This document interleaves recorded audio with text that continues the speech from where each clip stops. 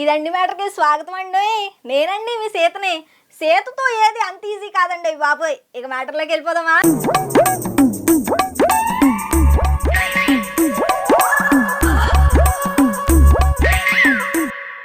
ఏ పెళ్ళమైనా మొగుడు తాగొస్తున్నాడనో, కొడుతున్నాడనో, బంగారం కొనిపెట్టలేదనో, పట్టు చీర తేలేదనో మొగుడు తిడతారండి బాబు. రాచి రంపాన పెడతారండి. ఇంకా కోపం వస్తే వదిలేస్తారండి బాబు. అందరు కాదులేనండి, కొంతమంది ఆడంగుళ్ళండి. మొగుడికి అడ్డం, నాకు అడ్డమని ఓ పడుచు పెళ్ళం మొగుడిని వదిలేసి మరితో జంప్ అయిందండి. రోజు రోజు మన ఆడంగులు చేసే పనులు విచిత్రంగా ఉంటున్నాయంటే నమ్మండి. ఒకప్పుడు మొగుడు దెబ్బకు పారిపోయే పెళ్ళాలు అత్తల ఆరళ్ళు భరించలేక కిరసనాయిలు పోసుకొని కోడలు ఉండేవారండి. కాలం మారింది, టెక్నాలజీ పెరిగింది, మన ఆడోళ్ళు కూడా బాగా డెవలప్ అయ్యారండి బాబు. ఎంతంటే ముద్దుకు 50,000, తేడా వస్తే ఓ 25 లక్షలు ఇచ్చైనా మొగుళ్ళను లేపెత్తున్నారండి బాబు. మన దెబ్బకో తారెత్తి మొగుళ్ళు పారిపోవడమో, సూసైడ్ చేసుకోవడమో చేస్తున్నారంటే మనం ఎంత డెవలప్ అయ్యామో కదా. ఇంతకీ మ్యాటర్ ఏంటంటే, ఉత్తరప్రదేశ్ రాష్ట్రంలోని మేరట్లో లేసాడి గేట్ ప్రాంతంలో ఉండే మౌలానా షకీర్ అనే కుర్రోడికి ఆర్షి అనే అమ్మాయికి 6 నెలల క్రితం పెళ్ళయిందండి. ఇంటర్ చదువుతున్న ఆర్షి పెళ్ళయ్యాక కూడా చదువుకుంటుందండి. అంతవరకు బాగానే ఉంది కదండి. మౌలానా షకీర్ భార్యడు గడ్డం పెంచుకుని తిరగటం అలవాటండి. పెళ్ళైన మొదటి రాత్రే ఆర్షి, నీ గడ్డం నాకు అడ్డం తీసేయమని చెప్పిందంటండి. పెళ్ళం చెబితే వినాలి అనే సినిమా చూడని షకీర్ గడ్డం తీయడం కుదరదని కరాఖండిగా చెప్పేశాడటండి. అదే ఇంట్లో షకీర్ తల్లి, సోదరుడు కూడా ఉంటారండి. షకీర్ సోదరుడు రోజు నీట్గా గడ్డం క్లీన్ షేవ్ చేసుకుని వదిన ముందు అటు ఇటు తిరుగుతూ ఉండటంతో అసలే మొగుడు గడ్డంతో చిర్రెత్తున్న ఆర్షికి మరిది మహా అందగాడిగా కనపడ్డాడండి. ఇంకేముందండి, ఓ మంచి ముహూర్తాన్న ఆర్షి మరిదితో కలిసి జంప్ అయ్యిందండి. పనులన్నీ పూర్తి చేసుకుని తాపీగా ఇంటికి వచ్చిన షకీర్కు తల్లి చావు కబురు చల్లగా చెప్పిందండి. దీంతో మనోడు లబో దిబోమంటూ పోలీస్ స్టేషన్కు లగెత్తుకెళ్ళాడండి. పోలీసులు కేసు నమోదు చేసి వదిన మరిదెల కోసం ఓ తెగ వెతుకుతున్నారండి. కలికాలం అండి బాబు, ఏడు చేస్తాం. ఇలాంటి చిత్రాలన్నీ చూస్తా పోవడమే.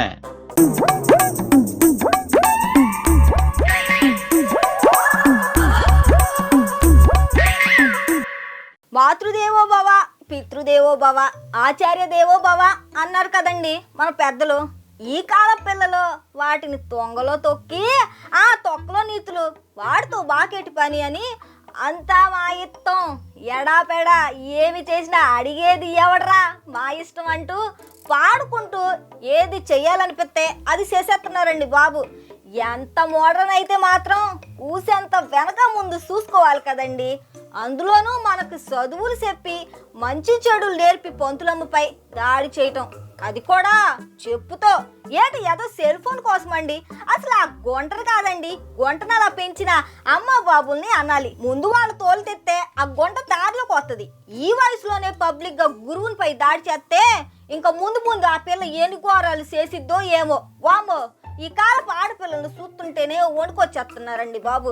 ఇంతకే మ్యాటర్ ఏంటంటే, విశాఖపట్నం జిల్లా భీమునిపట్నంలో ఉన్న ఓ ప్రైవేట్ ఇంజనీరింగ్ కాలేజీలో చదువుతున్న ఓ పిల్ల కాలేజీ ఆవరణలో సెల్ మాట్లాడుతూ ఉందండి. అది చూసిన పంతులమ్మ కాలేజీ రూల్స్ ప్రకారం కాలేజీ ఆవరణలో సెల్ మాట్లాడకూడదని చెప్పిందండి. పోవమ్మా, నువ్వు చెప్పేదేంటి నేను వినేదేంటని ఆ పిల్ల అట్నే సెల్ మాట్లాడుతుందండి. దీంతో చిర్రెత్తుకొచ్చిన పంతులమ్మ ఆ సెల్ లాక్కుని పోయిందండి. నా సెల్ల ఖరీదు 12,000, దాన్ని లాక్కని పోతావా? మర్యాదగా నా సెల్ల నాకు ఇచ్చేయి, లేకుంటే నేనేం చేస్తానో నాకే తెలియదని ఆ పిల్ల పంతులమ్మ వెనకాల పడిందండి. నేను ఇవ్వను, పో, నీ సెల్ ప్రిన్సిపాల్కి ఇస్తా, అక్కడికి వెళ్ళు అని చెప్పిందండి పంతులమ్మ. ఇంకేముంది, నువ్వే బెత్తవే నా సెల్ తీసుకోవడానికే? ఆఖరిసారి చెప్తున్నా సెల్ ఇవ్వు, లేకుంటే చెప్పుతో కొడతానని చెప్పిందండి. దీని బొంద దీనికి అంత సీన్ ఏడుందలే అని పంతులమ్మ లైట్ తీసుకుందండి. కానీ ఆ పిల్ల మాత్రం తగ్గేదేలే అన్నట్లుగా చెప్పుతో పంతులమ్మను ఎడాపెడా వాయించేసిందండి. ముందు షాక్ అయిన పంతులమ్మ వెంటనే తేరుకుని తిరిగి 4 పీకిందనుకోండి. లోపు మిగిలిన టీచర్లు వచ్చి ఆ పిల్లను ఆపి ఆ పిల్ల అమ్మ బాబులను పిలిపించారండి. కూతురు చేసిన పనికి అక్కడే 4 తగిలించి బుద్ధి చెప్పాల్సిన ఆ పిల్ల అమ్మ బాబులు, మా అమ్మాయికి బుర్ర సరిగ్గా పనిచేయదు, అప్పుడప్పుడు ఇలా తిక్క తిక్కగా చేసిద్ది అని ఓ సాకు చెప్పి ఆ పిల్లను తీసుకెళ్ళారండి. పిల్లలు అడిగిందల్లా ఇచ్చి గారాబం చేసి ఏది చేసినా నువ్వు సూపర్ హ్యా అని అంటే ఇదిగో ఇట్టనే తగలెడతారు పిల్లలు. జర జాగ్రత్త అండి బాబు.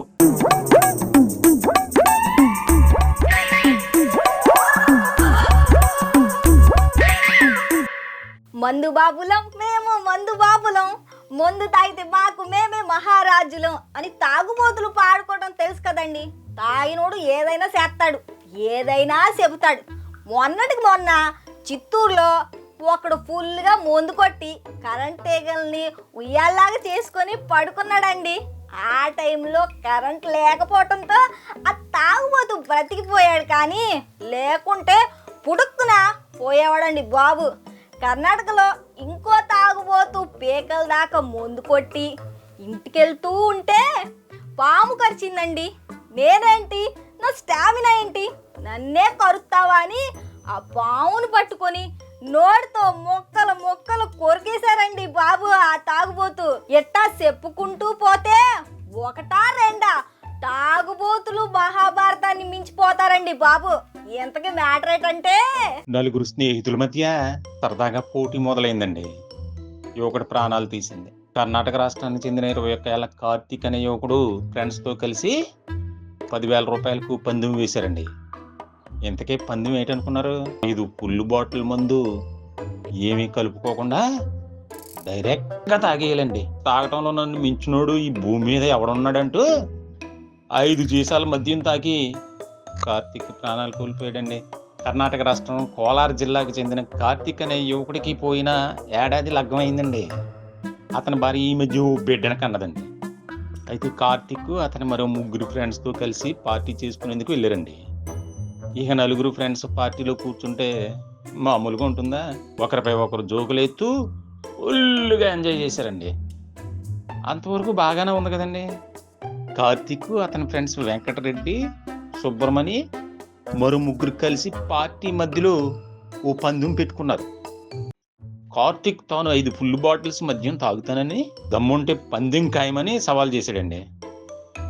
అలా అయితే 10,000 ఇస్తానని ఓ స్నేహితుడు కార్తీక్తో అన్నాడండి. దీంతో పందెం ప్రకారం కార్తీక్ 5 ఫుల్ బాటిల్స్ చకచకా తాగేసాడండి బాబు. కానీ మద్యం తాగిన కొద్దిసేపటికే కార్తీక్ ఆసుపత్రి పాలయ్యాడండి.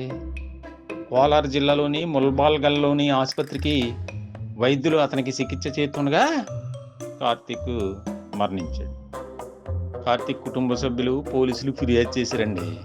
కార్తీక్ స్నేహితులు వెంకటరెడ్డి, సుబ్రమణి సహా 6గురిపై పోలీసులు కేసు నమోదు చేశారు. చూసారా మందు పందెం ఎంత పని చేసిందో? అందుకే మన పెద్దలు చెప్తారండి, దేనిలోనూ అతి చేయకూడదని.